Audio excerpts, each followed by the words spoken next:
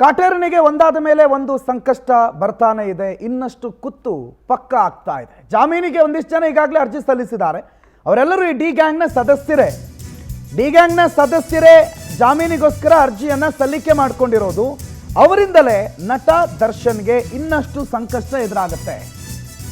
ರೇಣುಕಾಸ್ವಾಮಿಯ ಹತ್ಯೆ ಕೇಸ್ನ A1 ಪವಿತ್ರ ಗೌಡ ಅವ್ರ ಸ್ಟೇಟ್ಮೆಂಟ್ ಆಗಿದೆ, ನನ್ನದೇನು ತಪ್ಪಿಲ್ಲ, ಎಲ್ಲವೂ ದರ್ಶನ್ ಮತ್ತು ಅವರ ಗ್ಯಾಂಗ್ ಮಾಡಿರೋದು, ನಂದಿದ್ರಲ್ಲಿ ಏನೂ ಇಲ್ಲ, ನನ್ನ ಪಾತ್ರವೇ ಇಲ್ಲ ಅಂತ ಜಾಮೀನು ಅರ್ಜಿಯನ್ನು ಸಲ್ಲಿಕೆ ಮಾಡಿದ್ದಾರೆ.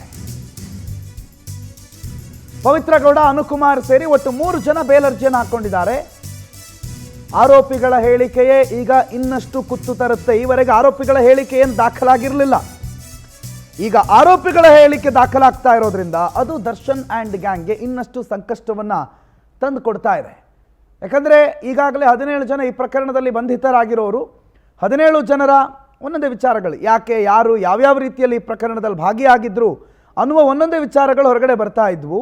ಈಗ ಆ ಪ್ರಕರಣದ ಆರೋಪಿಗಳೇ ನೇರವಾಗಿ ಬೇಲ್ ಅರ್ಜಿಯನ್ನು ಸಲ್ಲಿಕೆ ಮಾಡಿಕೊಳ್ತಾ ಇರೋದ್ರಿಂದ ಆ ಬೇಲ್ ಅರ್ಜಿಯಲ್ಲಿ ಹಲವು ವಿಚಾರಗಳನ್ನು ಸ್ವತಃ ಆರೋಪಿಗಳೇ ಬಾಯ್ಬಿಡ್ತಾ ಇರೋದ್ರಿಂದ, ಅದರಲ್ಲಿ ಪ್ರಮುಖವಾಗಿ ಪವಿತ್ರ ಗೌಡ A1, ಈ ಇಡೀ ಪ್ರಕರಣ ನಡೆಯೋದಕ್ಕೆ ಕಾರಣ ಯಾರು ಅಂತ ಕೇಳಿದ್ರೆ ಪವಿತ್ರ ಗೌಡ ಅಂತ ಆರಂಭಿಕ ಹಂತದಲ್ಲಿ ಹೇಳಲಾಗ್ತಾ ಇತ್ತು.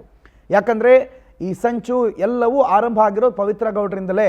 ಹಾಗಾಗಿ ಪವಿತ್ರ ಗೌಡ ಅವರನ್ನು A1 ಅಂತ ಕನ್ಸಿಡರ್ ಮಾಡಿದರು. ಆದರೆ ಈಗ ಪವಿತ್ರ ಗೌಡ, ನನಗೂ ಇದಕ್ಕೂ ಸಂಬಂಧನೇ ಇಲ್ಲ, ನಾನು ಜಸ್ಟ್ ಒಬ್ಬ ಮಹಿಳೆಯಾಗಿ ಇದನ್ನು ಒಬ್ಬರು ಗಮನಕ್ಕೆ ತರಬೇಕಿತ್ತು, ಆ ಗಮನಕ್ಕೆ ತರೋ ಕೆಲಸವನ್ನು ನಾನು ಮಾಡಿದ್ದೀನಿ, ಅದನ್ನು ಹೊರತುಪಡಿಸಿದ್ರೆ ಈ ಪ್ರಕರಣದಲ್ಲಿ ಇನ್ವಾಲ್ವ್ಮೆಂಟ್ ನಂದಿಲ್ಲ, ನಾನು ಯಾರನ್ನು ಹೊಡೀರಿ, ಯಾರನ್ನು ಕೊಲ್ಲಿರಿ ಅಂತ ಹೇಳಿಲ್ಲ, ಯಾರನ್ನು ಕಿಡ್ನಾಪ್ ಮಾಡ್ಕೊಂಡು ಬನ್ನಿ ಅಂತ ಹೇಳಿಲ್ಲ, ಇದೆಲ್ಲವೂ ದರ್ಶನ್ ಮತ್ತು ಗ್ಯಾಂಗ್ನ ಸಂಚು, ಇದರಲ್ಲಿ ನನ್ನದೇನೂ ಪಾತ್ರ ಇಲ್ಲ ಅನ್ನೋದನ್ನು ಬಹಳ ಸ್ಪಷ್ಟವಾಗಿ ಹೇಳ್ತಿದ್ದಾರೆ.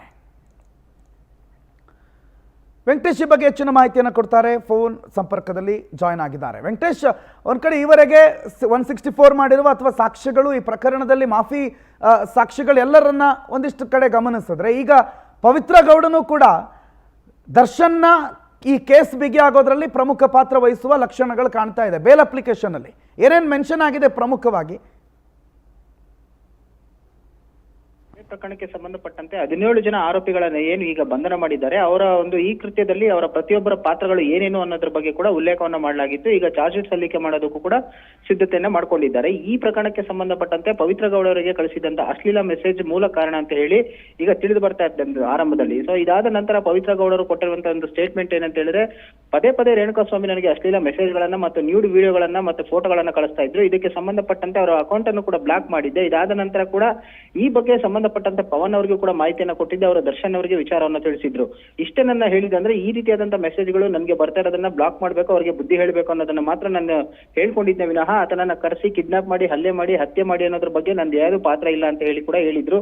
ಸೊ ಈ ಒಂದು ಸ್ಟೇಟ್ಮೆಂಟ್ ಏನಿದೆ, ಇದು ದರ್ಶನ್ಗೆ ಮತ್ತೆ ಕುತ್ತು ತರುವಂತಹ ಸಂಕಷ್ಟ ಎದುರಾಗಿದೆ. ಯಾಕಂತ ಹೇಳಿದ್ರೆ ಈ ಒಂದು ಕೃತ್ಯದಲ್ಲಿ ಪ್ರಮುಖ ಪಾತ್ರನೇ ಪವಿತ್ರ ಗೌಡರಾಗಿದ್ದಾರೆ. ಆದ್ರೆ ಇದಾದ ಈ ಸ್ಟೇಟ್ಮೆಂಟ್ ನ ನಂತರ ಗೊತ್ತಾಗ್ತಾ ಇರುವಂತ ಏನಂತ ಹೇಳಿದ್ರೆ, ದರ್ಶನ್ ಅವರ ಈ ಒಂದು ಮಾತಿಗೆ ಆತನನ್ನ ಕಿಡ್ನಾಪ್ ಮಾಡಿಸಿ ಹಲ್ಲೆಯನ್ನ ಮಾಡಿದ್ದಾರೆ ಅಂತ ಹೇಳಿ, ಇನ್ನ ದರ್ಶನ್ ಕೂಡ ಕೊಟ್ಟಂತ ಸ್ಟೇಟ್ಮೆಂಟ್ ಏನಂತ ಹೇಳಿದ್ರೆ ಪೊಲೀಸರ ಮುಂದೆ, ಸೊ ಆ ಸಂದರ್ಭದಲ್ಲಿ ರೇಣುಕಾಸ್ವಾಮಿಯನ್ನ ಕರ್ಕೊಂಡು ಬಂದಂತ ಸಂದರ್ಭದಲ್ಲಿ ಆತನ ಮೇಲೆ 2 ಡೇಟನ್ನ ಹೊಡೆದು ದುಡ್ಡಿಗೆ ಕೈಗೆ ಹಣವನ್ನು ಕೊಟ್ಟು ಊರಿಗೆ ಹೋಗ್ಬೇಕು, ಮತ್ತೆ ಇನ್ನೊಂದ್ಸಾರಿ ಈ ರೀತಿ ರಿಪೀಟ್ ಆಗ್ಬಾರ್ದು ಅಂತ ಹೇಳಿ ನಾನು ಅಲ್ಲಿಂದ ಹೊರಟೆ ಅಂತ ಕೂಡ ಹೇಳಿದ್ರು. ಇದಾದ ನಂತರ ಅಲ್ಲಿದ್ದಂತವ್ರು ಕೂಡ ಆತನ ಹತ್ಯೆಯನ್ನ ಮಾಡಿದ್ರು. ಈ ಎಲ್ಲಾ ಹತ್ಯೆ ನಂತರ ಸಾಕ್ಷಿ ನಾಶ ಮಾಡೋದಕ್ಕೂ ಕೂಡ ಹಣವನ್ನು ಕೊಟ್ಟಿದ್ದು ದರ್ಶನ್ ಪ್ರದೇಶನ ಮುಖಾಂತರ ಅಂತ ಹೇಳಿ ಗೊತ್ತಾಗಿರುವಂತದ್ದು. ಈಗ ಬೇಲ್ ಅಪ್ಲಿಕೇಶನ್ ಅಲ್ಲಿ ಹಾಕೊಂಡಿರುವಂತಹ ಪವಿತ್ರ ಗೌಡ ಅವರು ಕೊಟ್ಟಿರುವಂತದ್ದು ಇದೇ ಸ್ಟೇಟ್ಮೆಂಟ್, ಇದರಲ್ಲಿ ನನ್ನ ಪಾತ್ರ ಇಲ್ಲ, ಕೇವಲ ನಾನು ಈ ರೀತಿಯ ಮೆಸೇಜ್ಗಳನ್ನ ಬ್ಲಾಕ್ ಮಾಡ್ಬೇಕು ಅಂತ ಹೇಳಿ. ಇನ್ನು ಅನುಕುಮಾರ್ ಬೇಲ್ಗೆ ಅಪ್ಲಿಕೇಶನ್ ಹಾಕೊಂಡಂತ ಸಂದರ್ಭದಲ್ಲಿ ಅವರು ಕೂಡ ಹೇಳಿರುವಂತದ್ದು ಏನಂತ ಹೇಳಿದ್ರೆ, ನನ್ನನ್ನ ಧನ್ವೀರನ್ನ ನೋಡ್ಬೇಕು, ದರ್ಶನ್ ಮನೆಗೆ ಹೋಗ್ತಾ ಇದೀವಿ ಬಾ ಅಂತ ಹೇಳಿ ಕರೆದ್ರು.